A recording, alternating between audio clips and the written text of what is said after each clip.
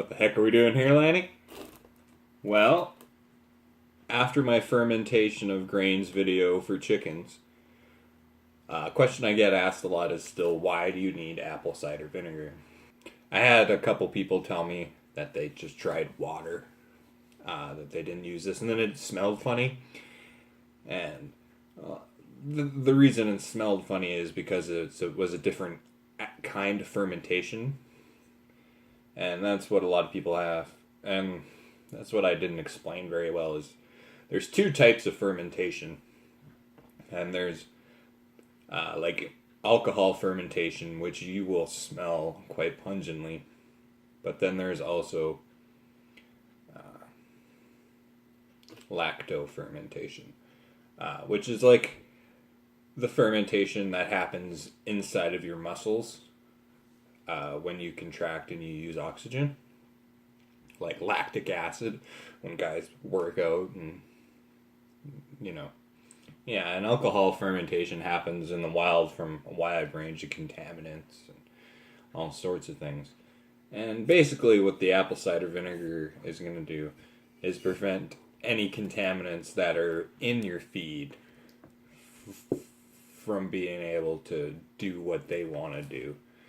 And I made a little example showing the contaminants in feed. It's a pretty visual display. I started this experiment a couple weeks ago now, on the 11th, 18th, 2017. Started this experiment on November 18th. So what you'll see inside of there is a lot of the mother floating around, right? And it tells you right on here. It has never been heated or filtered, right? So basically it's never been pasteurized or cleaned. So most things that you get have been either pasteurized through heat or irradiation or whatever. This has not had any of that. So inside of it is still a living thing. Yeah, but it won't tell you that. It just says it's mother and it's all pretty and nice on the bottle. They curiously started using plastic bottles recently, which I thought was strange, but what are you going to do? So yeah, I thought of a way of showing this would be to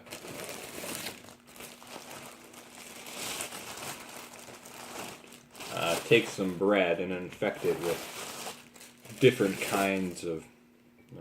would be to take some bread and infect it with different contaminants from the feeds.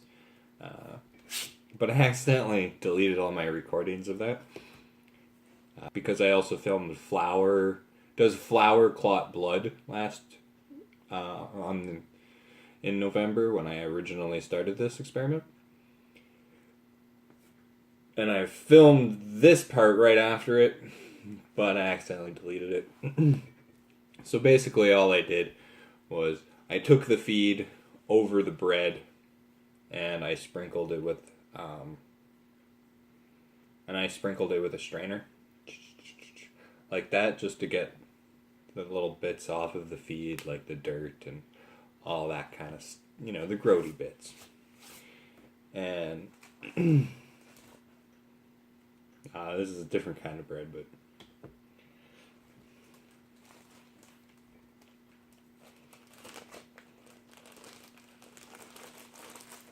the flour was curiously the cleanest one. I thought that one was going to be the dirtiest.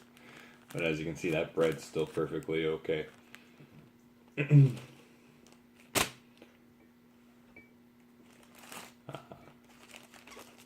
control bread does have some considerable signs of mold.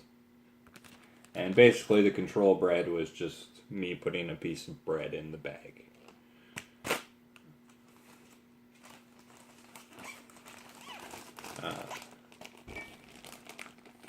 This one that I used with the fermented grains, though, you can see it went a lot crazier, and it started to have more mold quicker than the control one as well. But you can see it's quite a bit grosser. So what I think happens when a lot of people say that they started feeding, they switched over to fermented feeds and their chicken's health improved, or they started gaining weight, or things of that nature. I think it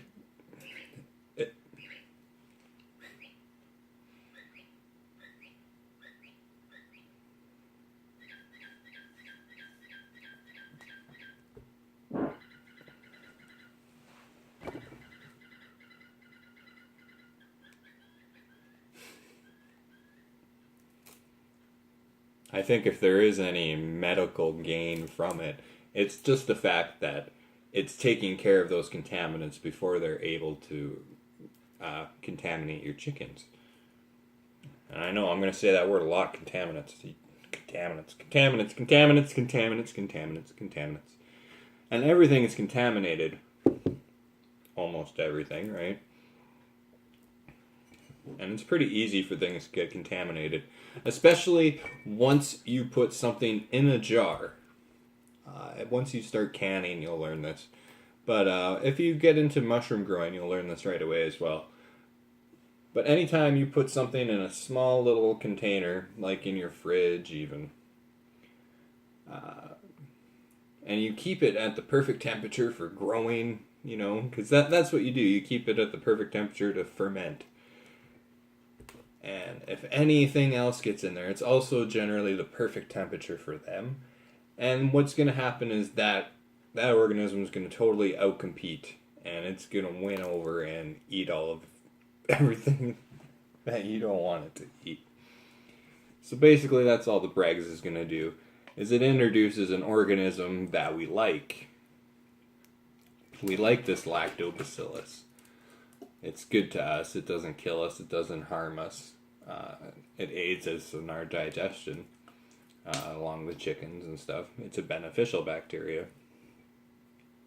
So by putting this beneficial bacteria, it has a way faster chance of getting to its biological potential before any other contaminants like this will.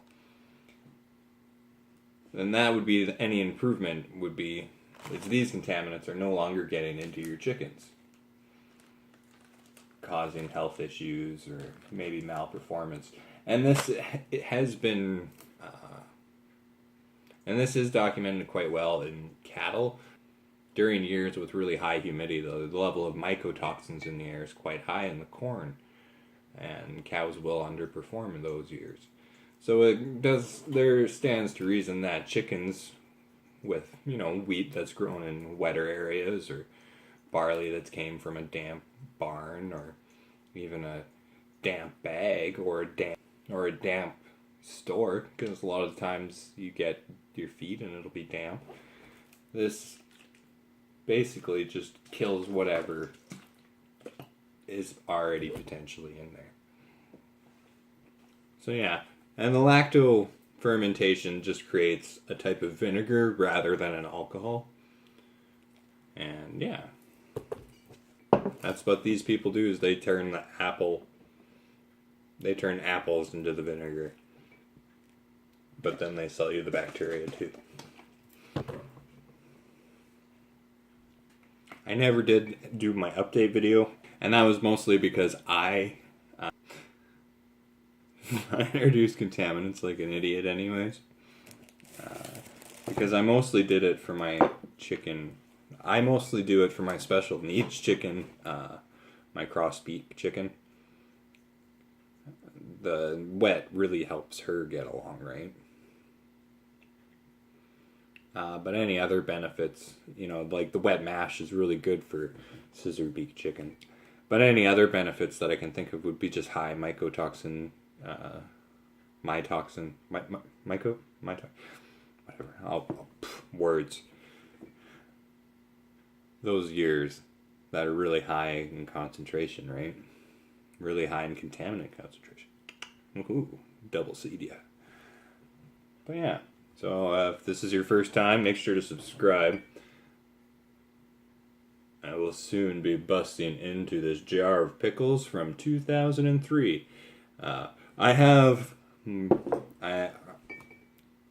I'm going to be ordering some microscope slides. So I'm going to keep this bread around and this apple cider vinegar, and then we're going to look at it under the microscope. But we're also going to look at a bunch of preserves that I have preserved away since 2003 that are still in the basement here. So I think that'll be a lot of fun, and so please join. Make sure to subscribe. You can check us out on Patreon as well, and check out our other videos. If you haven't watched this flour clot blood yet, check that one out. But we also got the other fermentation video if you haven't checked that one out as well. So, bye. I think that was everything I wanted to say. I just need some like bees rolls.